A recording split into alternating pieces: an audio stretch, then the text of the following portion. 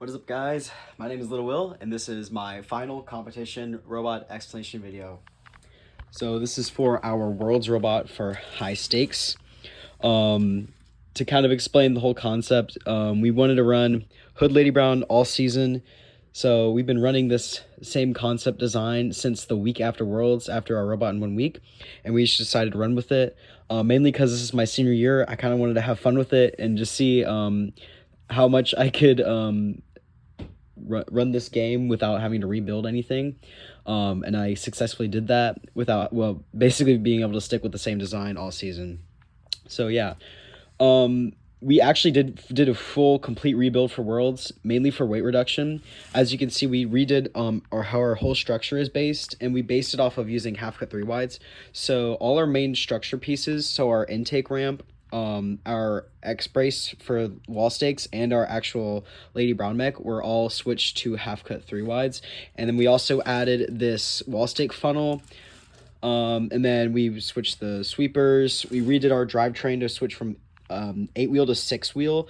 And all that was to reduce weight, make the bot a little bit lighter. Our bot at state was about 15.5 pounds, and this bot we were successfully able to get it to about 14 flat, which was really good for a hood bot because most hood bots were extremely heavy.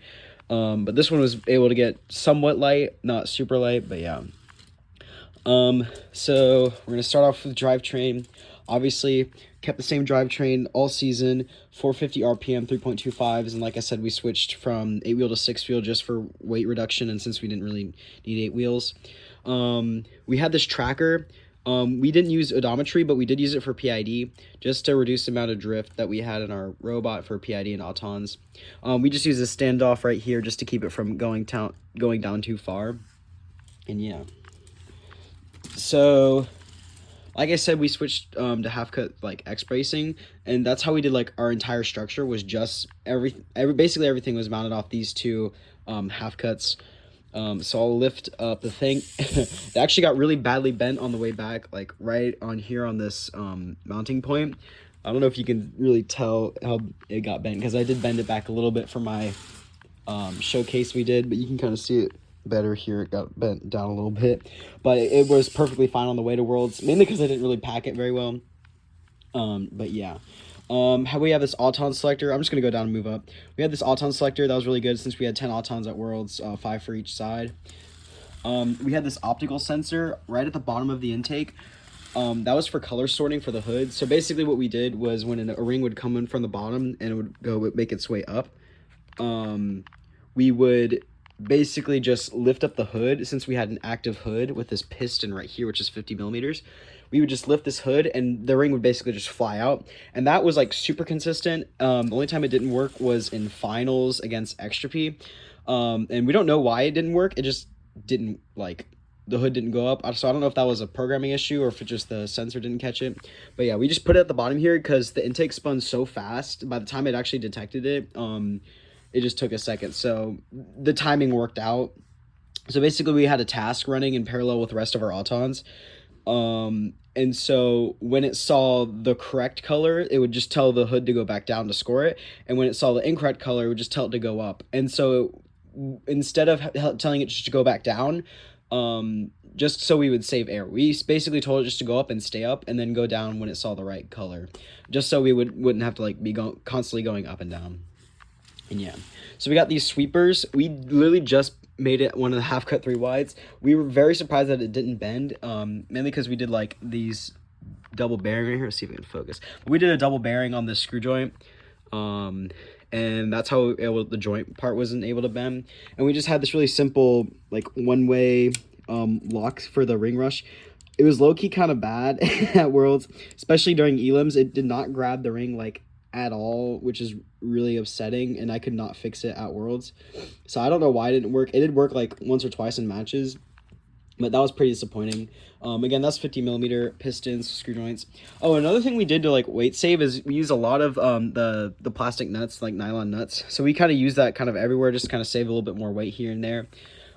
This was kind of like the best bot I've ever built, so I really wanted to focus on the build quality. So we have a lot of boxing here, of course the nylon nuts, stuff like that, bunch more poly than I would normally use. And yeah, so And then we also had the sweeper, like the other standoff and stuff came off, but that was just for like grabbing the rings under the ladder. Okay, we'll go to our back clamp here. So we had an Omni clamp. We've been running a 1-piston clamp all season, and it was a first class lever, but we realized it wasn't really good for grabbing the corners of the goals, but we basically just did like a meta clamp, and this is 2 pistons, and it was mounted on this cross beam up here. We just did basic screw joints and stuff, and then it was just Omni clamp, and it was really good. These standoffs here were just to keep the goal from sliding up too far before clamping. So that's kind of what they were there for, and just to keep it kind of locked in place. But yeah, this clamp was really good at Worlds. I'm so happy I switched to it because our original clamp was not very good when we rebuilt it, because we basically just copy pasted the concept of the bot, but just like better weight saved. So we have our intake ramp over here. I don't know where my ring went, but basically we had this like lower angle piece of poly here that we were running just to help the rings kind of get scooched up onto the actually I have a ring over here, but that just kind of helped the ring kind of get like scooched up. As you can see here, it kind of gets propped up very lightly and easily with the ramp, so it just kind of get propped up. I'll get a better angle, but so you kind of see. And then past that, we actually had, it might be hard to tell, we had these zip ties right here. And that was just to help with the front of the ring when it was first getting onto the poly, to kind of help it kind of conform to like the thing, just so we had the smoothest like intake possible. We basically been tuning this whole intake design like for a year. So that was another reason why I didn't want to like get rid of hood, because I've spent so much time tuning how fast and consistent our intake was. And I can definitely say we had one of the I can confidently say we had probably one of the best hoods in the entire season, especially like after states for this rebuild. It was just super fast and stuff.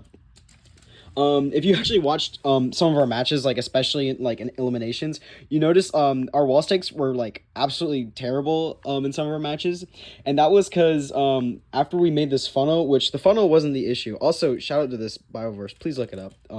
Maybe I'll learn a little something off that.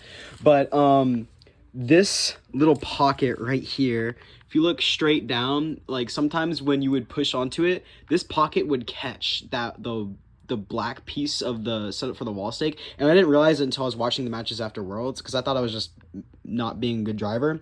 But it would catch on either side. It would just catch it, and it wouldn't let me like center all the way, and that's why our wall stakes were pretty bad.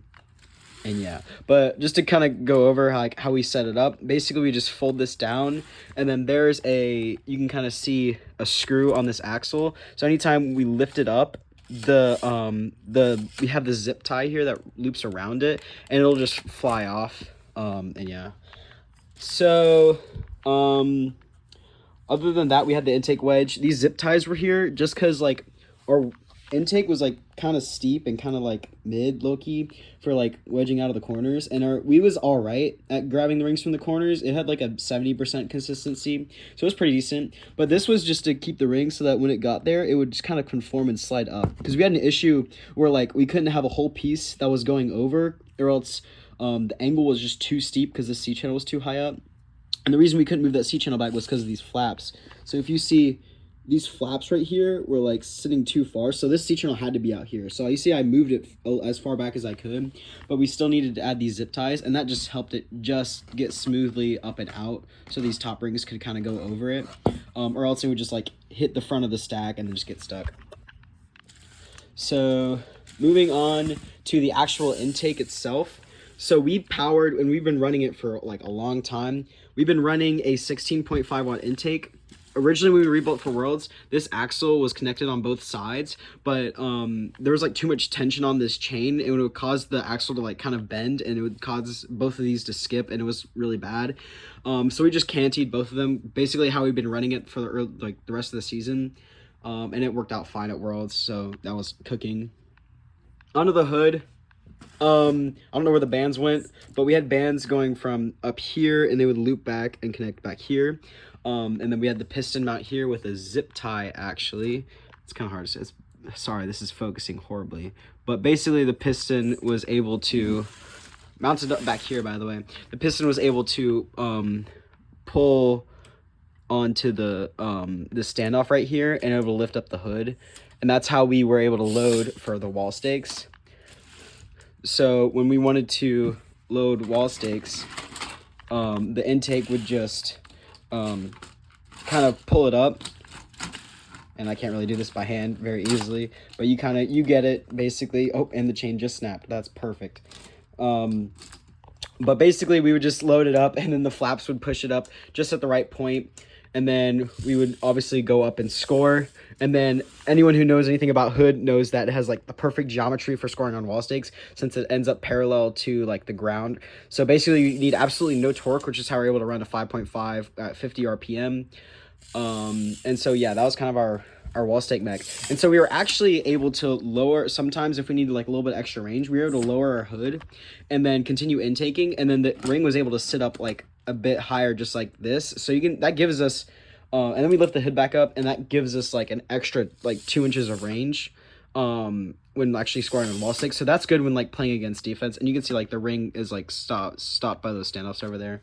And yeah, so we just got these like rubber bands right here, and these standoffs and high strength collars. That's kind of one of the things we've been using all season. You can see it everywhere on our bot. We use high strength collars mounted on standoffs, so many different spots. That's actually how we mount our brain, was a high strength collar and on this long 6-inch standoff over here. And yeah, but yeah, high strength collars, heavily recommend using high strength collars. It's a really good build technique for like a couple of different things. As you see, we also use them here for our triangle brace on this Lady Brown here. Also like a super minimal bracing on this Lady Brown, just 2 standoffs and then this little bit of triangle bracing, and it like does not twist at all. It's very strong. But yeah, we slapped this hang on like very last second, like a couple days before we left for Worlds, mainly because we were struggling to figure out how to mount it, because we were gonna mount it on like right here, but we had issues with like making a hard stop for it. But we finally like figured out like we were able to like perfectly fit it like between this standoff on the screw joint right here. So it's just 2 bars, and then there's this rubber band that just kind of pulls it up. And then this string, we use it as a hard stop for this, just so it doesn't go too high. We didn't use it that much at Worlds, but it was just better to have, just in case you were partnered with a tier 3 high ring. And what we did to like secure the string was that we did a bearing flat right here, and we just put the string under it and just tightened it. And so we were just able to loosen it and pull the string to the right length that we wanted to. And yeah. IMU is here, center of their bot, better for acceleration. Brain, okay, also brain, battery, air tank, like we try to keep a majority of our weight low down, because one of the issues we had when like we were weight saving was that a lot of our weight was lower down that we had with our bot. And so when we reduced all our weight, it actually like made us a little bit more tippy, because the bot was just a little bit lighter, and we took a lot of the weight off the top of the bot, or actually, sorry, off the bottom of the bot. So we just made sure to move everything super low down. That's why like everything is like within like 4 inches off the ground. And that's like a really good thing to have for like every season. And yeah. And I can't really think of anything else, but I'm about to take this bot apart just so I can use the drivetrain for the robot in 3 days. But I hope you guys learned a lot. Please ask questions in the Discord, in the comment section. Just message me. But this is going to be one of the last videos. I'm going to do a couple videos for the robot in 3 days for pushback. But good luck, and I hope to see you in the future. But this is my last robot, and I'm graduating, and this is it for 44252A. So goodbye.